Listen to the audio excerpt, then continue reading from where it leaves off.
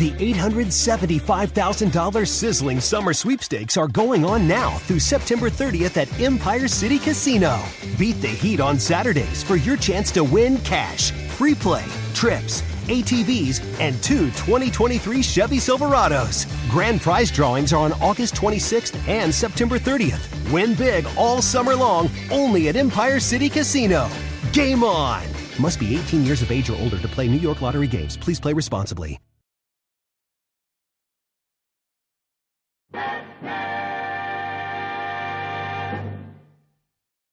The Adventures of Batman with Robin, Boy Wonder.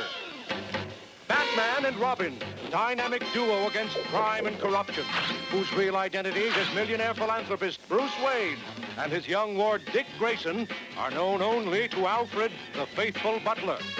Ever alert, they respond swiftly to a signal from the police, and moments later, from the secret Batcave deep beneath Wayne Manor, they roar out to protect life, limb, and property as Batman and Robin, Cape Crime Fighters. Batman and Robin, scourge of Gotham City's kooky criminals. The Joker, clown prince of crime. The Penguin, pudgy purveyor of perfidy.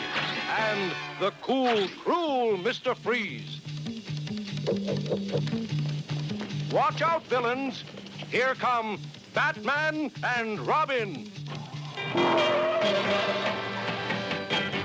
Welcome back, citizens, to an all-new episode of the Batcave podcast. It's your old bat chum, John S. Drew here, and we're continuing our look at the 1968, now that we got that one right, 1968 Batman Filmation series that aired on CBS. And joining me on this exploration of that series is the man himself from 13thdimension.com, Mr. Dan Greenfield. Hey, Dan. Hey, John, how are you? Good, good. You know, we've been discussing this back and forth in the last couple of episodes, and there's still some confusion, some things that we're not entirely sure about. And you and I were discussing this just before the show about exactly which roles Ted Knight played on Batman, and one of the ones we were discussing was Commissioner Gordon. Yeah, I don't pretend to be an expert on these cartoons.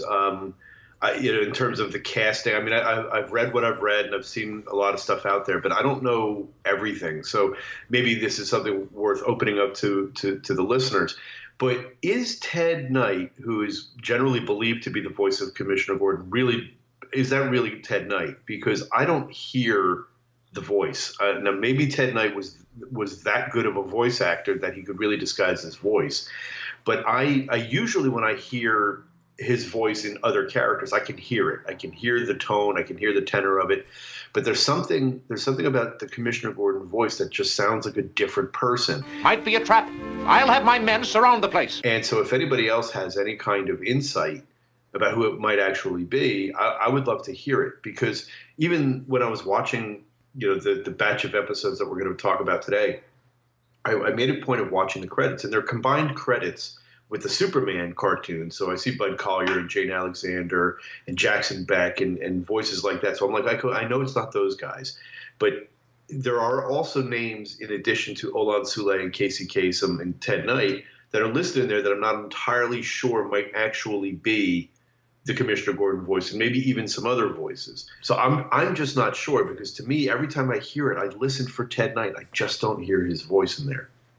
See, now that's interesting, because I agree with you about the tone. There's a certain Ted Knight quality to all his performances, but I do lean more towards he being a better voice actor in the sense of, being able to do different voices. Because in the ones we're watching today, for instance, there's going to be one of Penguin's goons who sounds like Olan Soule. It's just him trying to do a little bit more of a Brooklyn accent or something.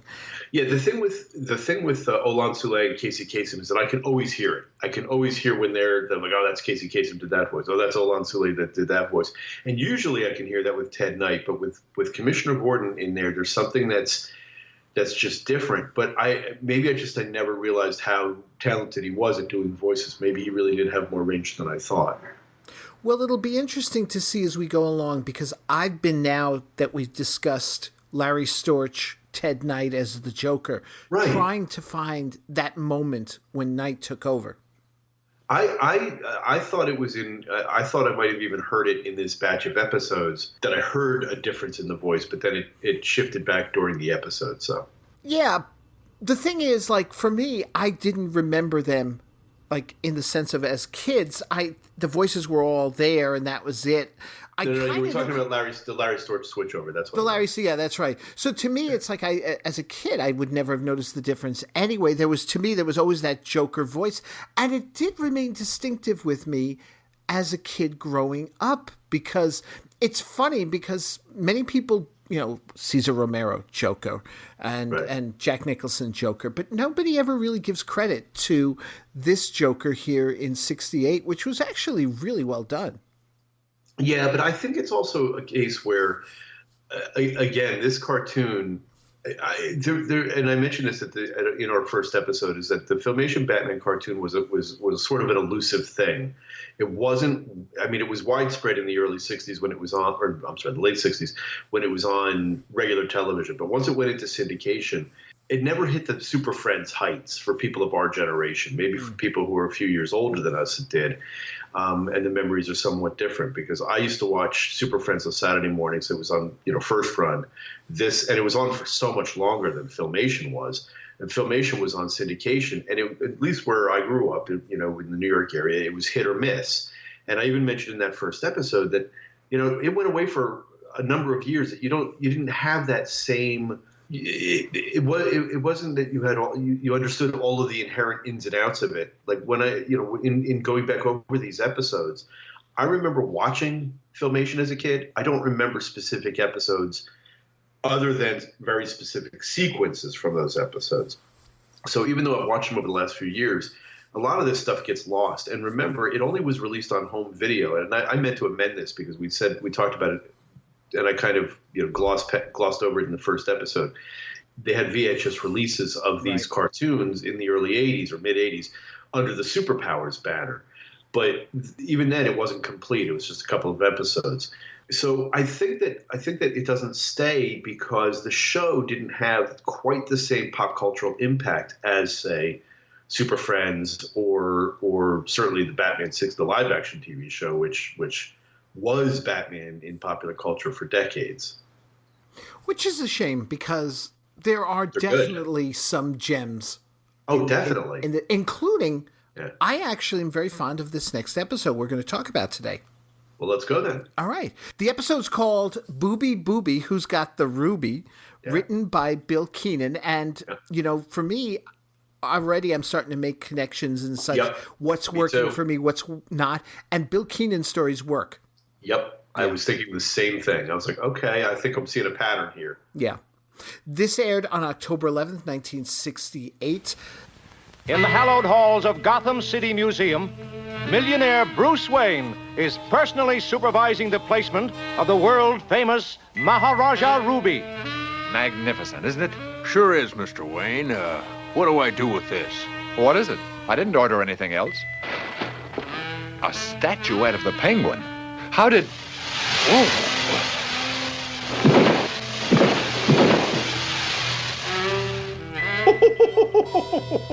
It worked just beautifully.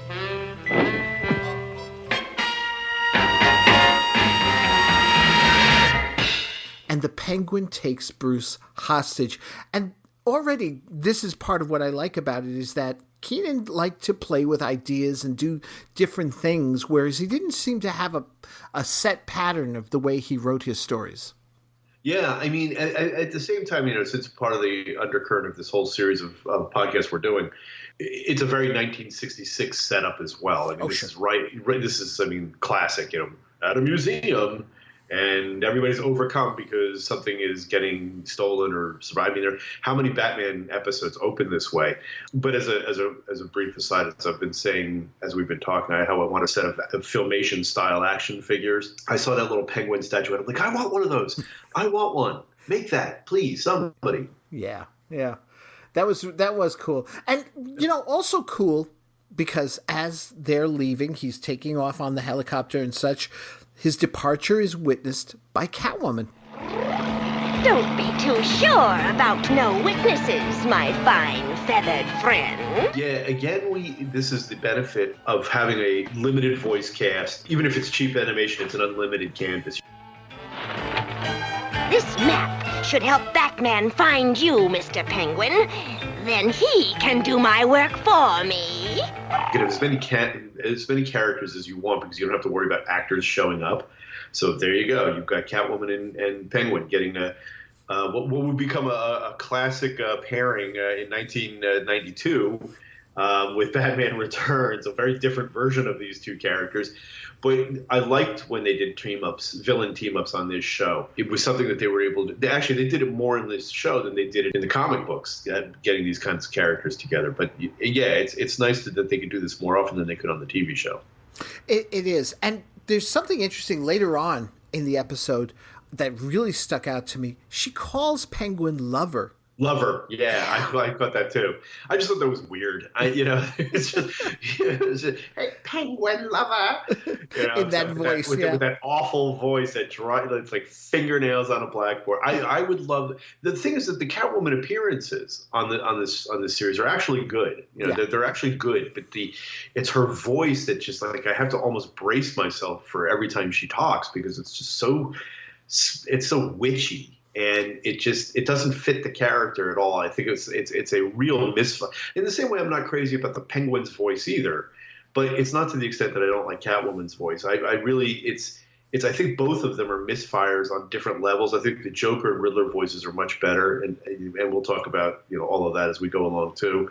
But anyway, on to the episode itself. On to the episode. So she leaves this map in the Penguin statue, which is, basically directions to the hideout for Batman. Yeah, yes. Yeah, as if he didn't know where it was. Yeah. Right. Well, this time it's different. Right. Well, that's true. Right. Which I also liked that twist. But I love this. We then cut to Wayne Manor, and we've got this scene with Alfred holding the punching bag for Dick, and the look on his face just as it's like, oh my God. He's getting pounded because he can feel the impact. Yeah, but this is one of the great Filmation unintentionally classic sequences, and it's because if you notice the animation on this one, you get it. You have first off Robin's boxing without moving his feet. Now I don't know if this is some kind of Mickey from Rocky thing that's going on here. You gotta plant your feet, or something that would be like helping his upper body strength. But he's wailing on that bag without moving his lower body at all. So I guess Robin was a lot stronger than I realized. That's number one. Number two, he's bent over in a way that it's like how would So the animation is just really wonky. And then you see Alfred getting and it is funny, and it's done for comical effect. And Alfred's trying to hold the bag, and he notices the bat signal. And then when it cuts back to him talking to Dick's back. He's in a suit. He's out of his gym clothes. It's like I mean, if you thought that the quick change costume device in the Batman '66 show was nuts, this is just like out of thin air. All of a sudden, he's out of his gym clothes, showered, in a suit, in the middle of the conversation. I thought that was great. Then when they cut then to Robin going off, Robin driving the Batmobile to police headquarters, very briefly with the stock footage, it's Batman driving the Batmobile. So they just inserted the stock footage. But when the Batmobile pulls up to police headquarters, you only see Robin running up, his little silhouette running up the stairs. They made the point of not showing Batman running up. So it just, the whole thing is a mess. But it's great because every time I'm looking at it, I'm like, wait, what? It's what makes Filmation as opposed to anything else. Yeah. And we get the capper to the scene when Alfred, turns back and he says it's the bat signal and not a moment too soon. Yes, I like that. Yeah. There are little asides in there that on rewatching these episodes that I didn't give it quite enough credit for. It's a little funnier, these episodes, and not in the hokey way, just in the clever way, than sometimes I give it credit for. Yeah. So Robin makes it to Gordon's office and he learns of Bruce's kidnapping. He decides to head to the mausoleum and Gordon says, I'll go with you, which is interesting too. Yeah. Yeah. You know, and we get Barbara there as well. She excuses herself because she's going to go change to Batgirl. Which is great because I'm a huge fan. And I was always bummed because I wasn't able to do your Siren episode on the '66 show, but that's one of my favorite episodes of that show. And it's the Batgirl Robin team up, or anytime there's a potential for a Batgirl Robin team up. I think it's fantastic, even more than like a Batman-Batgirl team-up. The chemistry between those two characters always worked for me, and it's no wonder that they eventually turned that into some kind of romance, kind of a star-crossed romance years later. First in Batman Family in the comics, and then later, later on they retconned them actually to be the same age. But when you had an opportunity for them to go rescue Bruce Wayne or rescue Batman, I always appreciated that. So we see Penguin's new hideout here. It's at Rest Haven Cemetery. And I love this for a number of reasons. It's not abandoned. Right. He gets the joke in about not a living soul knows about this. Right. And he's got the place tripped out. I mean, he's got the entrance to his underground lair there with the grave, and then he's got the mausoleum that opens up and lets the helicopter in. Yeah, it's definitely a good lair, and you're right. It's not his mountaintop nest. It's also interesting in that it doesn't really, it's kind of creepy for the Penguin. You wouldn't think that, in at least thematically, the idea of the Penguin being in a graveyard is not. You can see the Joker more. I think. Mm-hmm. Certainly because the Joker, I mean, even though he's not in this version, Joker being a homicidal maniac, I wouldn't ever really place the Penguin in a graveyard. And again, it kind of goes to the, usually they play strictly with the theme. But you're right, it is a bit more clever that they've got him here. And certainly it's more clever just by virtue of the fact that it's not the nest. Yeah. So Robin finds the map and he asks Gordon, let him go in alone to go after Bruce, so this way Bruce doesn't get hurt, and Gordon agrees to that. But Batgirl overhears the conversation, and she follows him. He gets to the graveyard, manages to trip the switch to the entrance, and is quickly caught as the stairs leading down slides into Bruce's cell, I guess you could call it there. You'll pay for this, Penguin! Temper, Mr. Wayne. I merely mean to provide you with company in your final hour. Robin, are you all right? Boy, I sure bungled this one. Don't worry about that. We've got to find a way out of here. Forget it, Mr. Wayne. Not a chance. I'm sorry you have to get yours along with the boy Boo-Boo, but that's life. Or should I say, in this case, death? What foul fate does the Penguin plan for Bruce Wayne and Robin? We'll find out soon enough, I'm afraid. So don't miss the thrill-packed conclusion. Coming up next.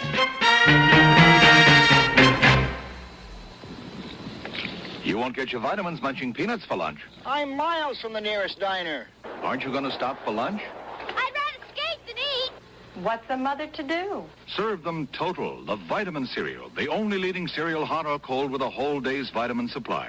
1 bowl, 1 ounce gives you 100% of every minimum daily adult vitamin requirement now set by the U.S. government. Enjoy Total every day. Feel vitamin safe all day.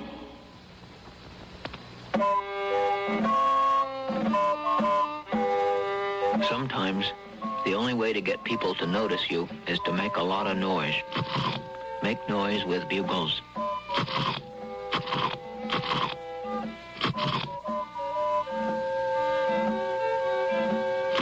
Bugles are love, truth, beauty, corn, and a little salt. In an effort to rescue Bruce Wayne from his abductors, the Boy Wonder has only succeeded in sliding into the same trap. What's that noise? I don't know. Sounds like brick guns. The walls are closing in on us. Holy nutcracker! How do we get out of this? Looks as if we've got us a problem, pal. I'd say we've got 2 of them. I am a sucker for trapdoors. I don't know what that is, and I said it when we talked about it on the Joker episode with the trapdoor leading into the slide, and when they did the trapdoors or the trap wall, I guess on the 2 Catwoman episodes in Batman '66 when they did that also. I couldn't even, paging Dr. Freud, because who knows why there are certain things that you find really extra cool about these shows, or what really gets you excited. Why trapdoor? Ooh, thrown into an underground cell. That's really cool. I have no idea why that's cool. I just think that it is. See, now, by that same token, I'm that way with, the moving walls. I just find the whole idea of stopping the movie, because that's the method of execution. He's going to press them by having the walls come together. I find that fascinating. Right. Well, I did only because, which is cool, because it's also Star Wars, probably the most famous version of that when they're in the trash compactor, and that is also great. And they even would make a toy that had that emulated that particular scene. And you're right, there is something really kind of cool about that idea. And again, this whole sequence, whether it was intentional or not, was kind of borrowed from The Perfect Crime, because you had the same thing, the trapdoor, they're trapped, and then the walls start closing in, and they have to, it's not like they invented these things, but they certainly popularized that whole sequence on the Batman 66 TV show. Whether that was why they did it here or whether they just did it because it's a trope, I couldn't tell you. But you're right, it's a really fun sequence, because this is a good episode. Oh, yeah, no, it's a great episode. Batgirl arrives, she saves the day, pulls the switch because the Penguin has already run off. Right. And it's interesting because, again, this is a little bit of the shortcuts in storytelling, which is fine. Bruce says he overheard them talking about a yacht. So they decide to head to the shipyard or the docks. And before that, though, Robin has to take Bruce home. Right. Home. Yeah. Where they plan to get the Batboat. Yeah. So which is great, because anytime you get again, this is another case of, because of the budgets, they could just throw in the other Bat vehicles at will. They didn't have to, on the Batman, on the live action show, stock footage used, from the movie. And used sparingly. Yeah, even then it was used sparingly. Here it's you can have totally new adventures or totally new sequences using the Batboat. And again, the Batboat not looking quite like the 1966 Batboat, but it's definitely the influence with the large fin in the back and the color scheme. Although the Batboat was of course blue as opposed to black and orange. Unless you had a little Corgi one. The little Corgi toy was black and orange, and, or at least one of them was. The color scheme is different. But I also like this design. And again, I know I harp on this because I like toys, but I would love a model of the Filmation Batboat, if somebody ever did a Filmation action figure set, to have a Batboat as being part of it, because I think it's a good design. Who knows? Maybe Funko will go that route next. Boy, I tell you, I would love them. I don't think they will, because I think this is too obscure for anybody. But the diehards. Yeah, exactly. Yeah. But I can dream. So, at the dock, Penguin's on board one of the boats, and he's preparing to head off to South America with the Ruby. Ahoy, Captain! Hoist your mizzenmast! Scuttle the poop deck! Cut your jib! South America! Here we come! Not so fast, Pengy Leather. You? Yes, Pengy baby. It's time to feed the kitty. No! I'll take this purloined precious. You felonious feline! Don't think you're going to get away with that! Get the deck! Enough of this tomfoolery. Penguin starts shooting at her. Yeah, I know. That is, again, because we talked about this earlier. For any of your listeners, we talked about the quote unquote violence of this show, because standards were different then, and you do get bullets and gunfire in cartoons now, but often they'll use something else. But this is like machine gun fire coming out of his. I mean, Penguin, it's no holds barred. I mean, he's trying to kill her. Yeah. And she has to hit the deck, and it is. It's the villains are going to turn on each other, because they always do, or they almost always do. And I'm like, holy shit, he's actually gonna, try to kill her here. And she has to reach up and grab the lever to put him in a net so that she can get out of there. Yeah, but she does. She manages to get him and the other goons so that she's able to escape on her catamaran. Right. Yeah. Which is another nice touch. Yes. And she nearly runs over the Batboat in her escape. Right. And it's funny because there's that part of me that's like wondering if this was the 60s show, if he might actually turn around and go race after her because she's a danger to the waters. Yeah, not knowing who she is. Right. Right. Or at least make a comment, to that effect. Right. Well, yeah. Yeah. Because, it sort of gives her a little time to get away while he makes his way to the boat, and they find Penguin and his men all tied up. My, look at that! It's Batman! And Robin! How did he get out alive? How should I know, Bird Brain? Isn't this a pleasant surprise? Well, it looks as if someone's beaten us to it. Yeah. Some fisherman sure made himself a catch. Cut the comedy, Cape Crusaders! Let us down! First, Penguin, hand over the ruby. Too late, Batman. That pilfering pusillanimous pussycat stole it from me, and if I ever get... The Catwoman! We've got to find her. But where do we start? Of course. She was in the catamaran. The what? That boat we almost collided with is called a catamaran, or cat for short. Come on. We can catch her with the Batboat. Easy. Let's go. Hey, wait! What about us? Hang around a while, Penguin. We'll be back for you later. Come back! You miserable refugees from a Halloween party! Taunting. The taunting. The taunting, yes. One of the hallmarks, taunting the captured villain. Yeah. So, of course, Penguin reveals that was Catwoman, and off they go on the boat, But they no honor among thieves. No honor among thieves. Sells her out immediately. Yeah, sure. Yeah. But I love this too because here we go again. Like you said, we don't have to, we don't have to worry about budget or anything. Well, right. And this is practical. If we come up to her on the boat, she could go faster. She could do something. Let's sneak up on her. We're going to use the scuba gear. The bat scuba gear.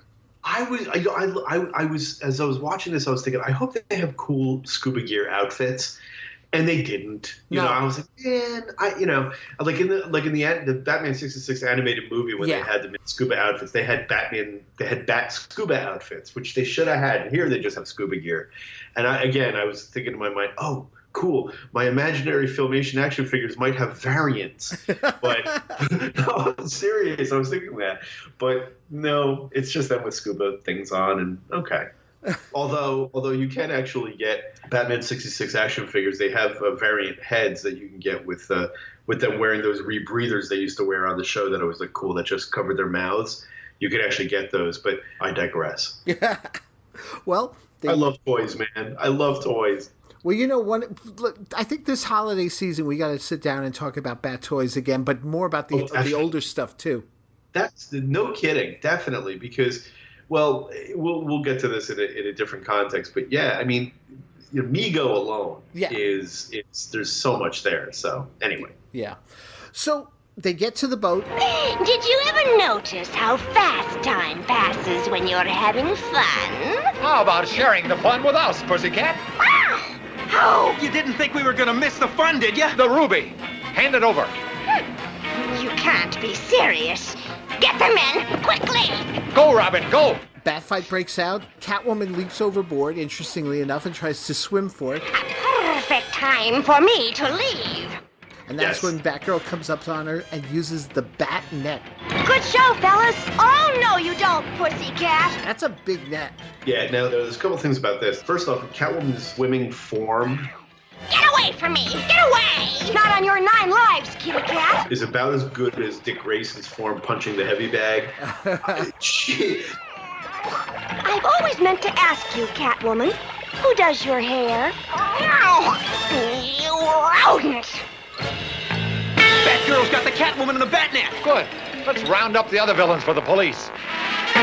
The fact that she's able to keep pace with the Batboat, at least for a while. So, man, she's got, again, very strong. She's a lot stronger than I thought. Also, that the fact that the only thing that's moving is her arm, and it's practically windmilling, through the surf so that she can get away. But again, with the Batnet, it's one of those things that they could show easily without having to worry about having a budget that has a Batnet. You know, you don't have to worry about the live. Okay, well, what do we need to get her out of the water? Well, a Batnet, and it just pops out of the hood of the Batboat, which is cool. And it also, because this is the sexist late '60s, gives Batgirl a reason to taunt Catwoman's hairdo. Yes. You know, the things that are nice hair. It's so bitchy. Yeah. Yeah, I noted that too. I love your hairdo. Come on. And we get an end scene, a really corny end scene, though. Yeah. Well, they almost all are anyway. Well, they almost all are, but this one's really bad. I mean, this one just with Dick and Bruce visiting the library and wondering as they look at Barbara, who could she remind them of? Yeah. At least they're not laughing. You know, no, that's not, true. You know, at least it's just kind of ends on that, because they did that on the '66 show all the time. Also, especially to begin, I wonder who she is under that mask. Let's follow her, Batman. Or no, couldn't be. You know, it is such a cheesy. It's so cheesy. She kind of reminds me of, and then they show her without her glasses. Without her glasses, all she needed to do was wink at the camera. Yeah, right, exactly. Yeah. But you know what? I loved it. This is one of my favorites as well. It's a good episode. It's crisp. You know, there isn't, because a lot of these episodes do the leaps, particularly the single segments, the leaps of logic that are required to get through the episode. Sometimes they ask a lot of the viewer. They don't hear. I mean, with the exception of, like you said, the fact that Bruce Wayne has. I overheard them talking about the yacht. Right. You know, it's better than them getting a clue that makes no sense at all. And they have to use Gotham City logic to come up with the idea that there's a yacht. So, I mean, I'm willing to accept that kind of shortcut. But on the whole, it's a pretty straightforward episode. And again, it may be a simplified version, but it certainly is a setup and a concept that would have worked well on the live action show. Yeah, no, I agree. All right, so then we move on to the single part episode, and it's our first appearance of the Riddler. Yes. It really is interesting how much they focused on in the first several episodes. And again, it's going to something that we discussed at when we did the premiere of these podcasts, was how much they emphasized the Joker and the Penguin, to a somewhat lesser degree Catwoman. Mr. Freeze was in there. I'm kind of surprised it took them this long to get to the Riddler, considering how popular the Riddler was, particularly with children. It took them several weeks before we got to see a Riddler episode. But I like this version of the Riddler. He's in a way he's closer to the TV the Frank Gorshin version of. Let me back up there. In a way, he's closer to the live-action version of the character than the other ones, with the exception of maybe the Joker. I think this Riddler is more like the live-action Riddler than, say, Catwoman is like the Catwoman or the Penguin is like the Penguin. Most of it has to do with the voices, and I get that. But I like this Riddler. And, in fact, there's what I didn't even realize as a kid, we just mentioned Migos. When Ted Knight doing the voice, he's basically doing Frank Gorshin, and not a very good version of Frank Gorshin. But he's speaking the haltingly voice, that weird staccato voice that Gorshin used to speak with, and he also tries to do the maniacal laugh, but it doesn't really work as an imitation. So it really kind of is its own thing. It's sort of a hybrid. I didn't even realize it until I started watching these again, that when I used to think of the Riddler's voices in my head, but when I used to do the Riddler voices when I'd play with my Migos as a kid, it was this version of the Riddler that I would do. So I would do basically, little Dan was doing Ted Knight doing Frank Gorshin and not even realizing it, in the same way that actually this version of the Joker voice is closer to the voice that I would use than trying to imitate Cesar Romero. And maybe it's just because these are such basic versions of these voices that a child could emulate. I don't know what it was. But it's one of those cases where I didn't even realize that the show was kind of seeping into my mind with that kind of impact or influence than I ordinarily would have thought on retrospect. Now, see, that's funny, because when you talk about the voices there, I actually use the voices of Olan Soule, and Casey Kasem as my Batman and Robin when reading early Batman comic books. Yeah, I would hear those voices too. I can kind of see that. Maybe, and that also might be because of the artwork. But now that you mention it, when I would read those Silver Age comic books, not the Bronze Age, the Neil Adams stuff and Irv Novick or any of those other artists, that whole look, that darker look, I didn't use it. But I think that it probably did hear. I certainly didn't hear Adam West and Burt Ward. No. When I was reading the Silver Age comics, those back issues. That's interesting. But then it kind of goes to the discussion that we had that Olan Soule and Casey Kasem were better voice actors than Adam West and Burt Ward were even for these characters when they had the chance to do them in the 77 show. So it might be that I did make because the look of this show is not based on the 1966 characters. It's based on the comic books of the time. The Catwoman, for example, this version of Catwoman, the green-suited Catwoman, had already been introduced in the comic books, about a year or so earlier. They were using those designs because they could. They weren't dealing with likeness rights. So your Joker is a Carmine Infantino Joker. Penguin's a little different because in the comics, he wore a black outfit and he didn't quite look like this version of the Penguin, but it was similar. In fact, this version of the Penguin is a little bit closer in a way to the Dick Sprang version from years earlier. Catwoman is right out of the comic books. Batman and Robin. These guys look like the house styles for DC Comics. Batgirl's a little bit off model because of the color of her outfit, but again, she's certainly closer to what was going on in the comic books than the purple Yvonne Craig outfit. Mm-hmm. So the voices in the situations were influenced, I think, more from the TV show, but the look of the show was definitely influenced more from the comics, and that probably just was down to rights and what they could do, and that I imagine that's the distinction. I can't see it really being anything else. Well, can I make one more controversial statement? Sure. Okay, Adam West, my Batman. That's right. Sure. As much as I love other portrayals, yeah. Olan Soule, my animated Batman. Well, with all due respect to Kevin Conroy, Olan Soule. Well, when I wrote which we published, in concert with the first episode that we did of these, I did for your readers if they haven't, excuse me, for your listeners, if they haven't read it, they might get a bang out of it.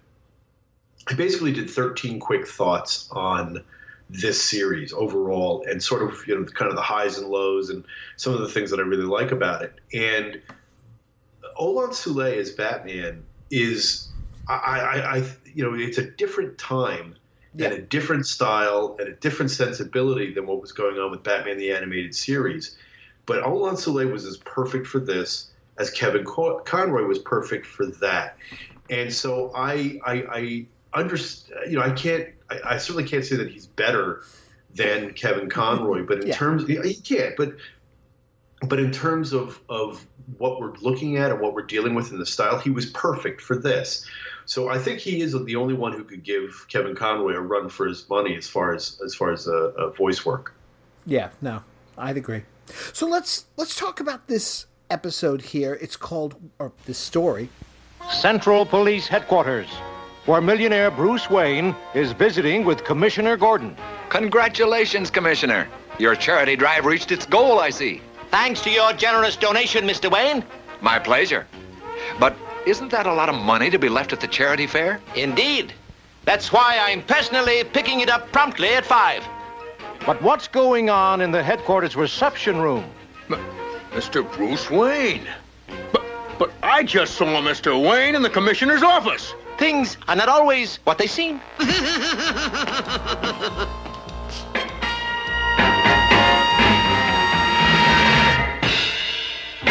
It's called 1001 Faces of the Riddler. It's written by George Cashton.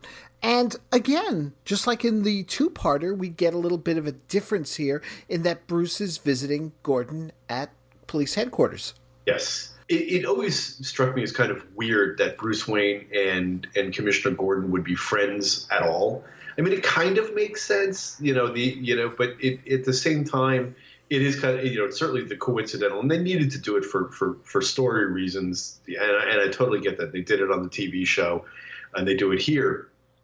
But that's actually a trope that goes all the way back to the very first Batman story in 1939. Right, I was going to ask you about that. Yeah, it's actually established that they're friends before Batman is even introduced into the story.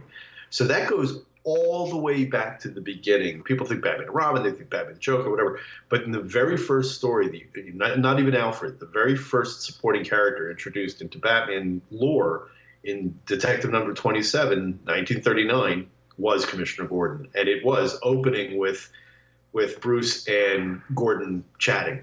Yeah, I vaguely, it's been a long time since I've looked at that issue. Yeah, in Detective Comics number 27, other than the banner opening on the opening page, the very first frame is the home of Commissioner Gordon, who at the moment is entertaining his young socialite friend, Bruce Wayne.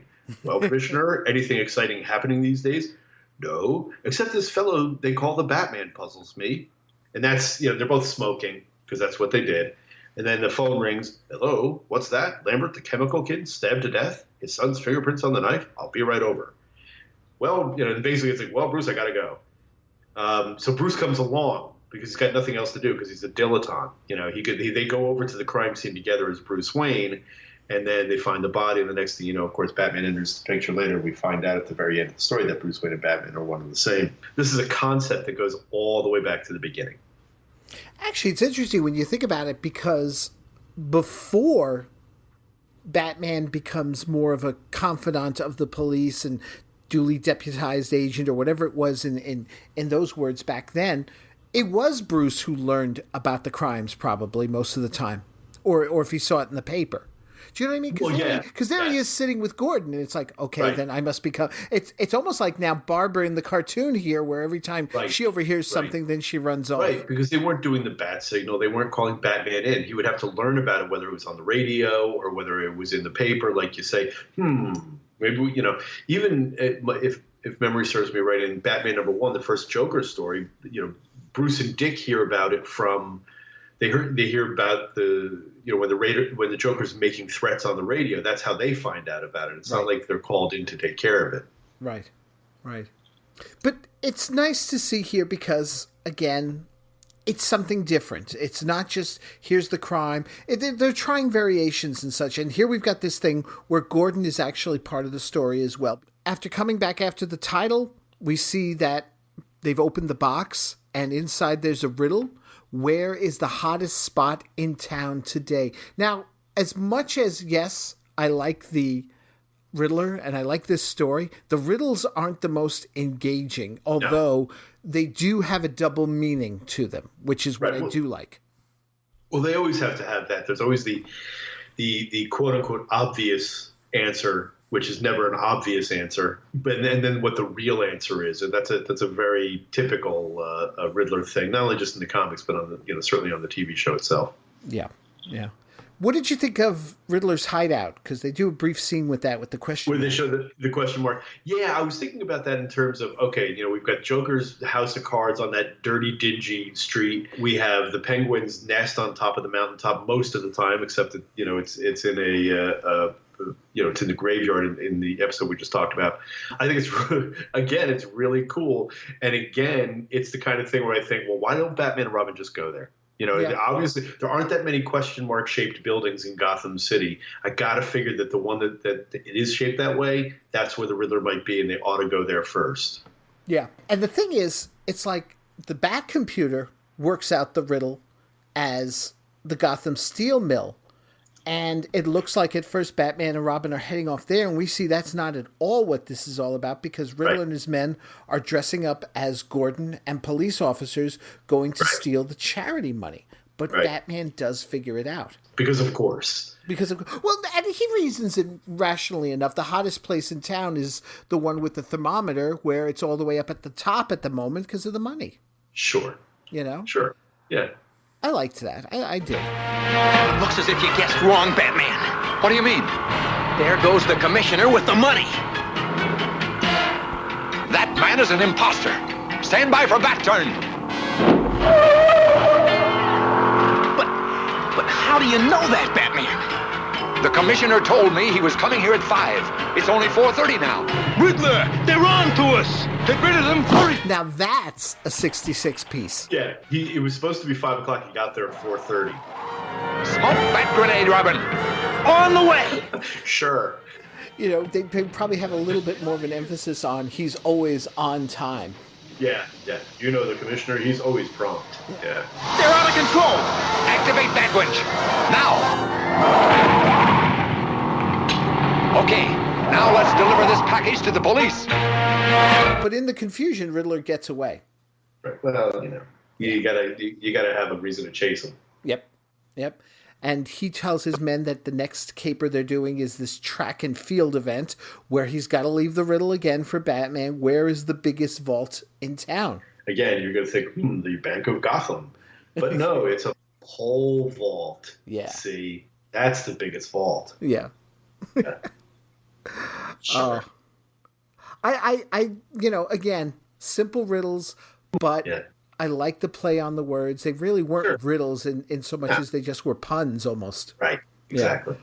But so at the event, Riddler dressed up as an athlete. Although this is the weird thing. He looked like this is another one of these switch clothes things because he looks like he's fully dressed in his sweater and all as he grabs the belt. But then a short moment later, he's an athlete. Yeah, it's exactly. Again, he is a real quick change artist. Yeah. I mean, I know that this is 1001 Faces of the Riddler, but boy, is he good because he is. He's running. He's like Joe Schmo from the crowd, and then he's dressed up as a because look over there, he's a guy who's awkwardly holding. It must be him because he's the guy who's awkwardly holding that shot put. And there you go. That's 66 again. Yeah, absolutely. That awkwardly holding that shot put. And then when he drops the shot put and the thing springs open and he gets knocked over, he picks up a hammer from the hammer throw, which looks nothing like a hammer from a hammer throw. He just picks it up. I guess he had that with him too. And of course it's an exploding hammer.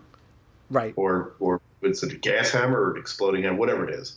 But it's enough to sort of cause a distraction to let him get away. He is a master villain, I mean, he's not a regular villain. He's a super villain. He's a super villain. But did you get the feeling in watching this that there was perhaps a chance that Cashton thought maybe they could get away with a false face episode?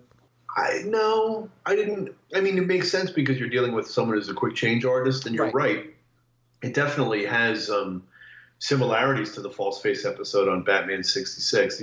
There's without question because the concepts are the same. I don't know. It's so hard to parse some of these things because some things seem so obviously lifted from the TV show. And Scheimer did say that they lifted things from the TV show. Lou Scheimer, the head of Filmation. Right. I don't know. It's certainly an interesting thought, but I'm guessing that he was just sitting in his office and just said, "What am I going to write about the Riddler? Quick change artist. Okay, boom, off we go." I don't know if they were thinking about it like us, like we would think about it as far as being fans. Right. I don't know. I could be wrong. Well, the Riddler in the 66 show did have his share of costumes. Yes, he did. So it's even in the pilot, if you count the elephant face. Right. Yeah. Or for the fact that he's able to make Molly look like Robin. You talk about being a master of disguise. Yeah. That is, yes. And again, one of Burt Ward's greatest moments on film. Yes. Was him acting as Molly acting like him. Yeah. Because I know this is really, really weird, but I really do forget that it's actually not Burt Ward. I actually forget that that's not Molly in disguise. I know that says more about me than it does about anybody else, but I still think that is he does such a good job, and it comes off as really creepy too. Yes. But it works.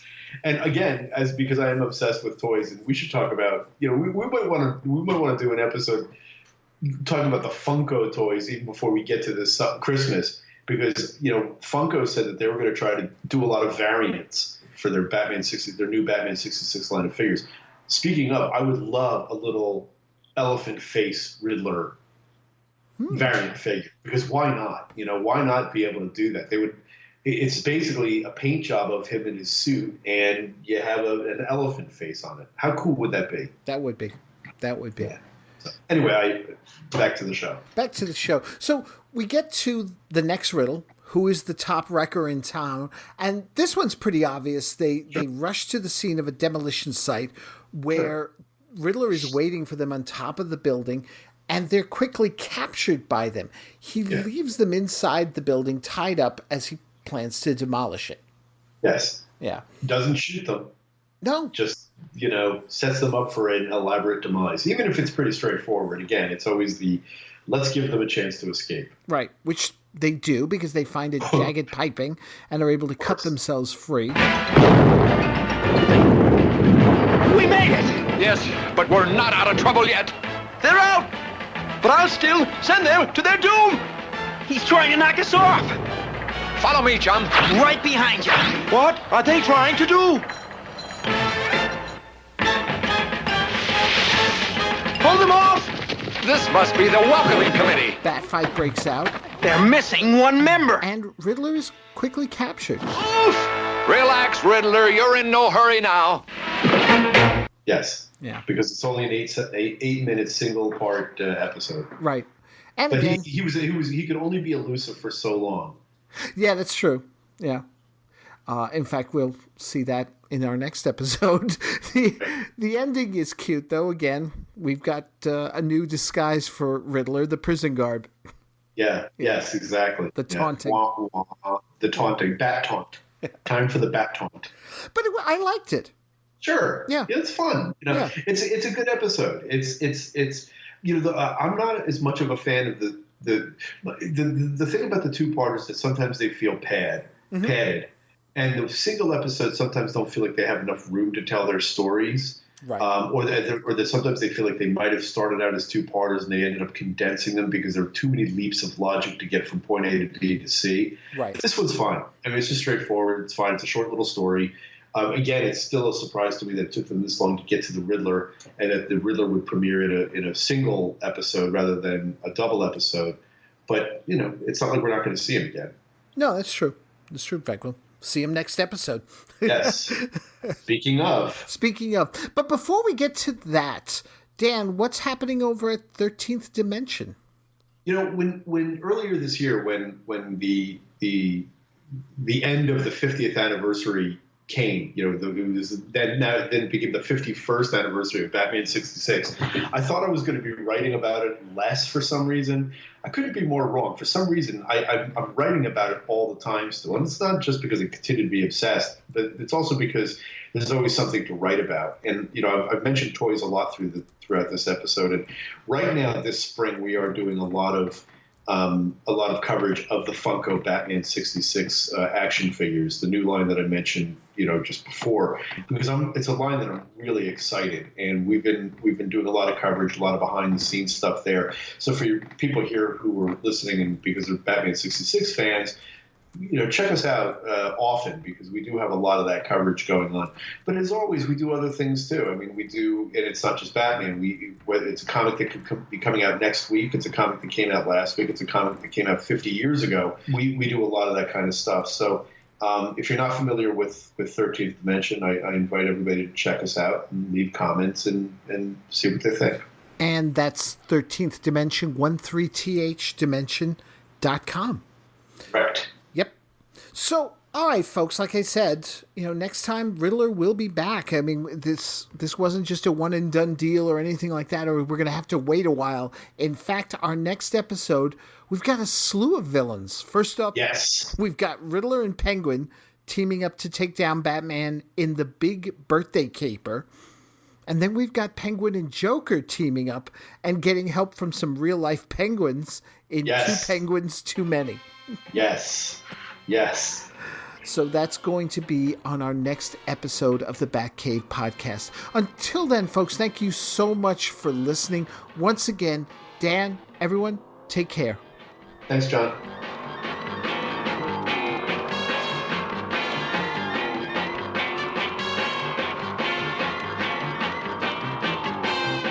Thanks for listening, chums. I don't have a bat phone, but you can contact the Batcave Podcast through its Facebook page, Twitter, email at thebatcavepodcast@gmail.com, subscribe to the podcast via Libsyn.com, that's LIBSYN.com, or through iTunes. The Batcave Podcast is part of a series of pop culture podcasts from the Chronic Rift Network. Find them at chronicrift.com. So until next time, citizens, same bat time, same Batcave Podcast.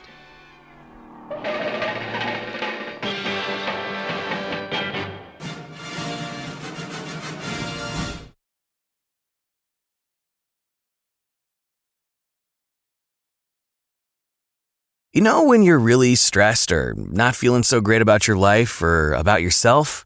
Talking to someone who understands can really help. But who is that person? How do you find them? Where do you even start? Talkspace. Talkspace makes it easy to get the support you need. With Talkspace, you can go online, answer a few questions about your preferences, and be matched with a therapist. And because you'll meet your therapist online, you don't have to take time off work or arrange childcare. You'll meet on your schedule, whenever you feel most at ease. If you're depressed, stressed, struggling with a relationship, or if you want some counseling for you and your partner, or just need a little extra one-on-one support, Talkspace is here for you. Plus, Talkspace works with most major insurers, and most insured members only pay a $25 copay or less. No insurance, no problem. Now get $80 off of your first month when you go to Talkspace.com. Match with a licensed therapist today at Talkspace.com. Talkspace.com.